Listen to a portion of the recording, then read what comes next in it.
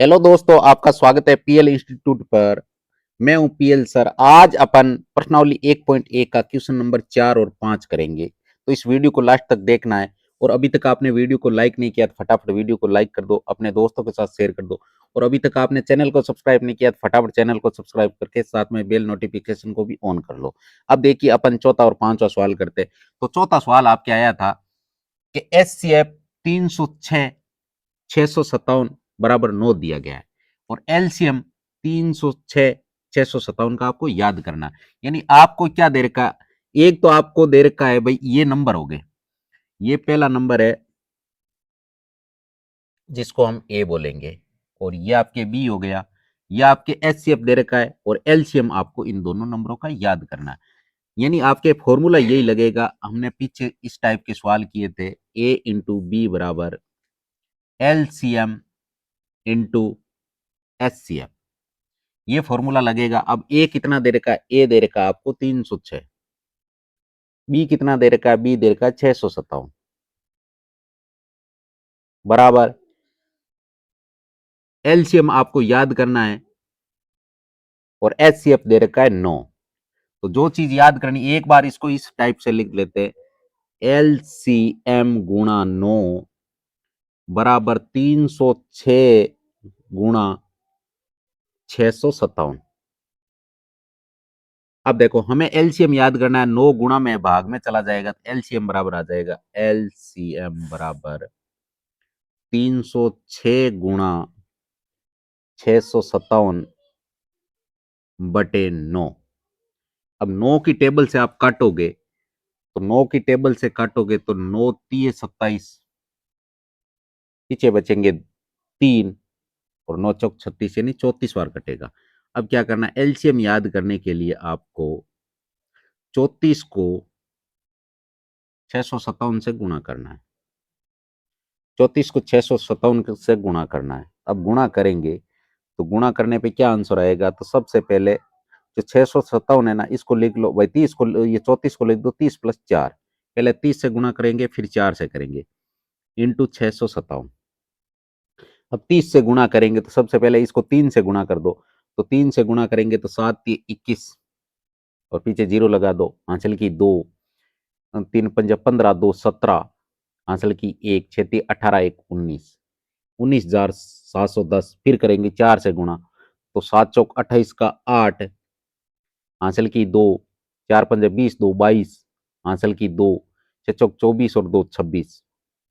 अब यहां से 19,000 और 2 2,000, 21,000, 21,000 एक 22,338, 22,338 इसका क्या आएगा, इसका एलसीएम आएगा।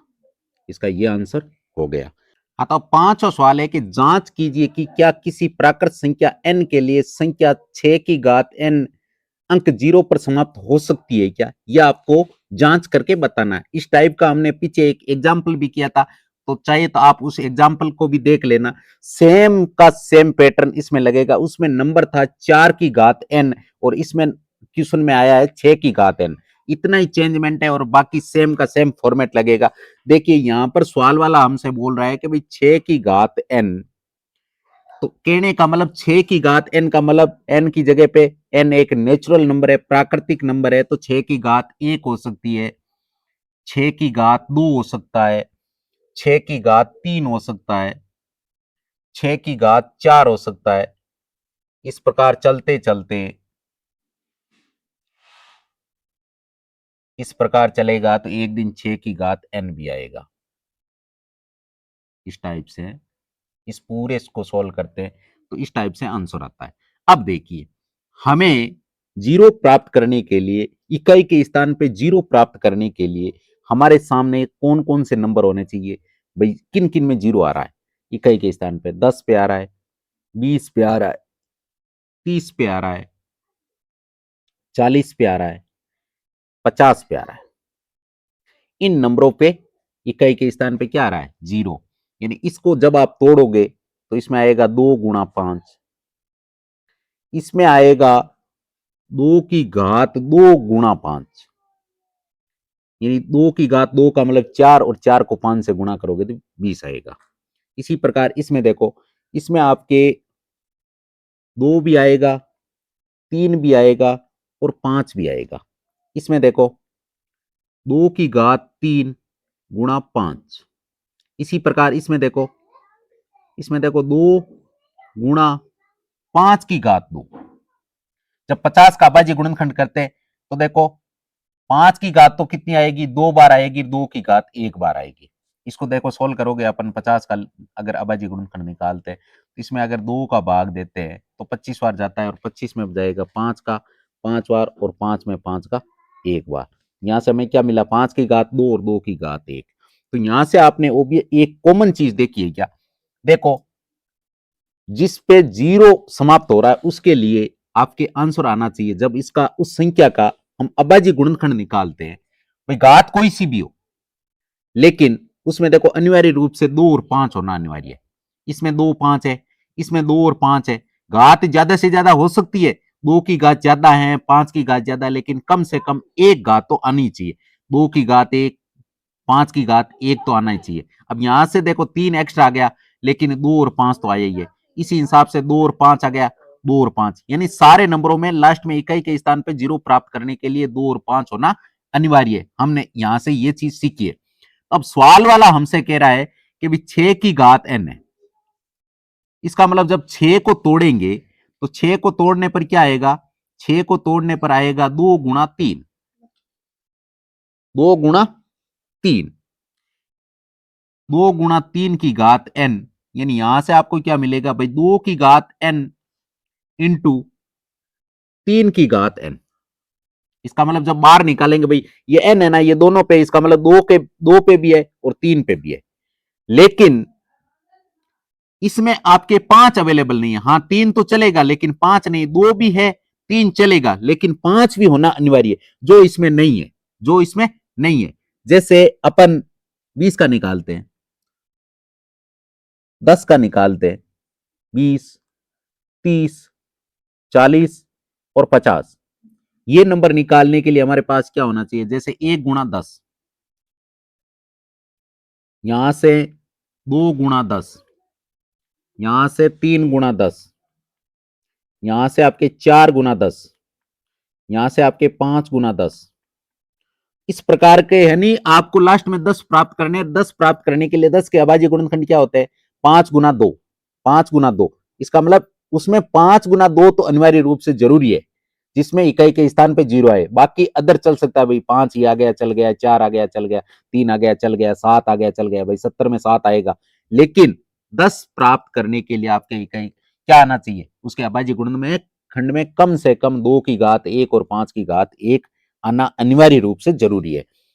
तो इसी प्रकार से हम अगर इसका प्रॉपर सॉल्यूशन, अगर ये तो मान लीजिए एक बेसिक था, ये आपका बेसिक था, अगर प्रॉपर सॉल्यूशन आपको इसका लिखना है तो उसके लिए आप कैसे लिखोगे, वो अपन अगली स्लाइड में लिखते हैं कि प्रॉपर अगर एग्जाम में आ गया तो इसको कैसे लिखेंगे। तो यहां से अगर इसका हल लिखेंगे अपन, ये तो हमने बेसिक समझाया आपको, अगर आपको इसका हल लिखना है तो लिखोगे यदि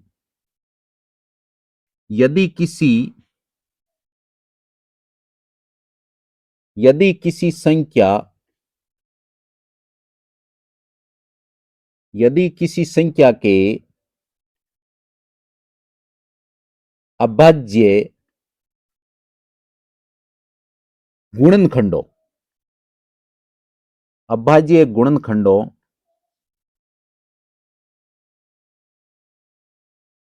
में संख्या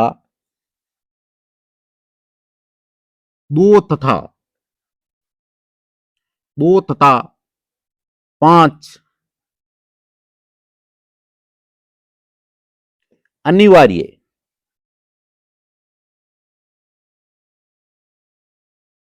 रूप से उपस्थित हो तो वह संख्या वह संख्या 0 पर समाप्त होती हैं। इसका फाइनल आंसर ये आया कि यदि किसी संख्या के अभाज्य गुणनखंडों की संख्या 2 व 5 अनिवार्य रूप से उपस्थित हो तो वो संख्या 0 पर समाप्त होती है। पहली लाइन तो ये लिख दी।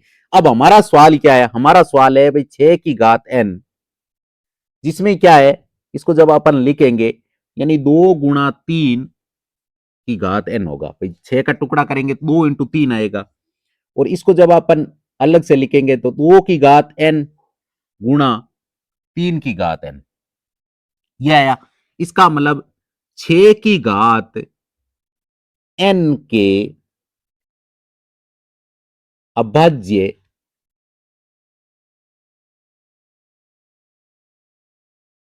गुणनखंडों अभाज्य गुणनखंडों में संख्या 5 उपस्थित नहीं है। 5 उपस्थित नहीं है। 5 उपस्थित नहीं है। अगर संख्या 5 उपस्थित नहीं है, इसका मतलब ऐसा नंबर होगा ही नहीं जो 0 पर समाप्त हो 6 की घात n के लिए। अतः यहां से एक लाइन लिखेंगे, फाइनल आंसर की लाइन है ये। अतः 6 की घात n किसी भी प्राकृत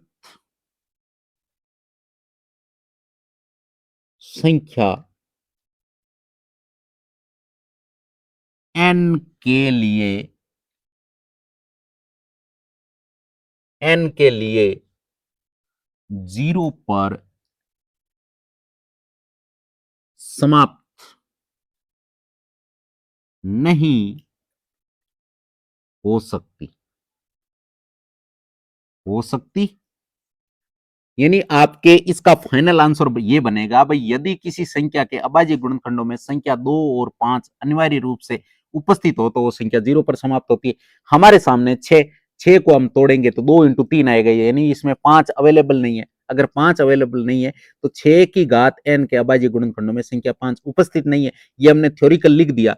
अतः 6 की घात n किसी भी प्राकृत संख्या n के लिए 0 पर समाप्त नहीं हो सकती। इसका ये फाइनल आंसर हो गया।